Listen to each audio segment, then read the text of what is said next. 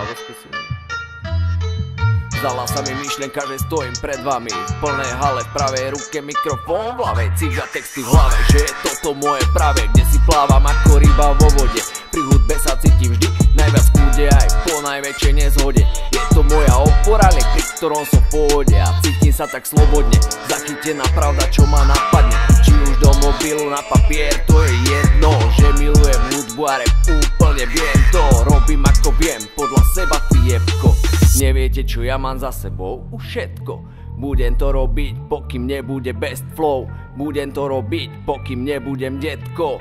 Neskutočne ma to baví a ja chcem to opisovať život, aký žijem, možno preto. Rapovať je moja potreba, dobrý beat, viac mi netreba. Vždy maximum, snažím sa dať zo seba. Nepoznám minimum, šlape to jak hodiny.